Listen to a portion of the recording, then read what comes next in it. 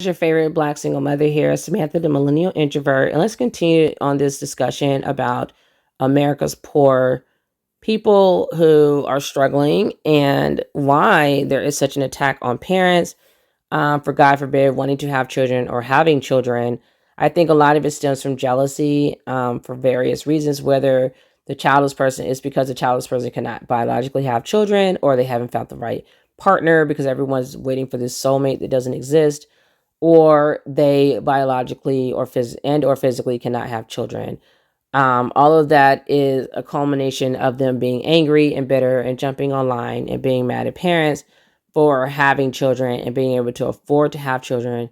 Or if we're struggling with our children, at least we still have children and we were brave enough to move forward and not abort our child and give birth to our child anyway and raise them the best way that we can. So let's go ahead and jump into this article.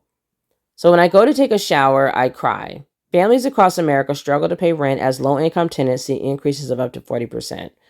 This is on Yahoo Finance, and that's the name of the article. Let's get into it. So in recent years, the housing market in the United States has seen a concerning trend, especially within the rental sector. Highlighting this struggle, a February article from Fortune illustrates the hardships faced by low-income renters. And something else I noticed is that if you don't have a mortgage on your credit report, like there's something else that will make it difficult for your credit report to get above a certain number. And I think that's very discriminatory, because how am I ever going to qualify for a mortgage if my score will never go up high enough because I don't have a mortgage on my credit report? Make it make sense. So anyways, Caitlin Colbert, a single mother and social worker in Denver, represents the predicament many Americans are battling with the rising cost of rent. A decade ago, Colbert was able to afford her 2-bedroom apartment at a monthly rate of $750. That is insane. That is insane. $750, like we would never be able to afford that in Northern Virginia, not for a 2-bedroom apartment. But by last year, her rent had escalated dramatically to $3,374. I think that should be illegal. I think you should be able to, you should have a cap on how much rent can be increased. That to me is price engorgement. I don't understand why that is so expensive. Now, I do have some idea because of some things that people said at the bottom in the comment section. Some people are blaming this on the fact that renters did not pay rent during COVID, but banks still were expected to collect their mortgage payments, which I think is actually really ridiculous as well. But I digress. And so now they're saying that these homeowners and landlords are rolling that cost of lost money, or that lost income stream of funds. They're now rolling that into your rental payment. And that's why the rent payments have skyrocketed almost 3 or 4 times what they were 10 years ago. So the increase in living costs is not an isolated case. It echoes the experiences of millions across the nation, particularly affecting communities of color. These people are often forced to make choices between covering rent and fulfilling essential needs such as food, healthcare, and education. The root causes of this crisis are multifaceted, including inflation-driven price surges, a critical shortage of affordable housing, and a cessation of financial relief that was available during the pandemic. The Harvard Joint Center for Housing Studies reports a record high figure of 22.4 million renter households, half of all U.S. renters, spending more than 30% of their income on rent in 2022. The scarcity of affordable units, particularly those with rents under $600, has significantly worsened, contributing to an increase in eviction filings and homelessness. I didn't know there was anywhere you could live for $600.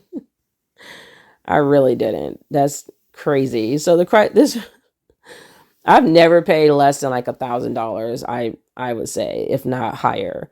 This crisis has captured the attention of policymakers who, in response, have begun to prioritize housing issues. They propose a variety of solutions, including eviction protections, zoning reforms, capping rent increases, which definitely needs to be a priority for them. Like, I understand wanting to recoup money that you did not receive during COVID or whatever, but you should take that up, I think, with the government and the banking system. Because a lot of people did lose their jobs during COVID. And some of the people you're penalizing, they probably were people who actually paid rent the entire time. So Are you making sure to exclude them from this almost like this revenge or this practice of like recouping your money? It's just, it doesn't seem like it's being done correctly. I really do think that they should be, the government should be held accountable for this. And that would include them holding the banks accountable for requiring a mortgage payment when they knew that there was a moratorium on rent payments. So they're also saying in investments in new housing construction. Nevertheless, for many people, these measures might be realized too late. For instance, after facing a substantial rent hike and enduring poor living conditions, Colbert has moved in with her family and pursued homeownership through a low-interest loan from Habitat for Humanity. This decision reflects a desperate yet hopeful attempt toward achieving stability. The narrative extends beyond Denver. In Auburn, Massachusetts, residents of the American Mobile Home Park, I will never live in a mobile home in a home park for this reason. So let me continue so you all understand what happens in mobile home parks. So they said these are predominantly seniors and people on fixed incomes that are confronting rent increases of up to 40%. Amy Case, a resident of the park, expresses her concern, saying, "How am I going to pay that?" And her predicament is exacerbated by her medical expenses. "I don't know what else to cut back on, probably less groceries. I certainly can't cut back on medications." The crisis has resulted in a historically high number of evictions, as noted by Zach Newman, co-CEO of the Community Economic Defense Project, who highlighted that 2023 that saw the highest number of evictions filings in Colorado's recorded history. Monique Gant, a Denver resident and mother of two, described the emotional toll her eviction has taken. "My kids, they assume that I am Superwoman, but when I go to take a shower, put some music on, I cry." The implications of this housing affordability crisis are profound, impacting not just the financial stability, but also the physical and mental health of affected people and families. The loss of stable housing disrupts treatment plans for those reliant on mental health services, increasing their vulnerability and isolation. This issue is particularly pronounced in areas with higher poverty rates, where the concentration of mental health cases and eviction filings overlap, underscoring the deep link between socioeconomic status, housing instability, and mental health, according to phys.org. The long-term effects of eviction on the ability to secure safe and affordable housing can perpetuate a cycle of mental health challenges.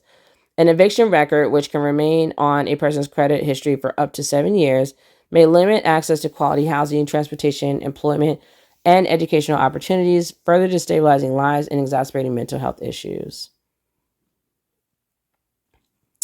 So that's where we are. And whenever I see stories like this of the increasing poverty levels in America, it immediately makes me think this is why people are not having children. And instead of people having that conversation and saying, "This is why I'm remaining childless, because I am broke," they instead decide to attack people who have children. And to me, the only thing I see from that is that you're jealous that I can afford to have kids and you can't. Because otherwise, why are you worried about me? And I think they're using that narrative of like, "Oh, because you all are saying such and such to us when we say we don't have kids." They're using that to justify or to cover up the fact that they are bitter, and nobody is saying anything to you. A lot of people don't know you or know that you have kids or not. So what are you talking about? I literally don't believe, because I'm a woman myself, I don't believe people are walking around asking people, "Are you going to have kids?" like perfect strangers.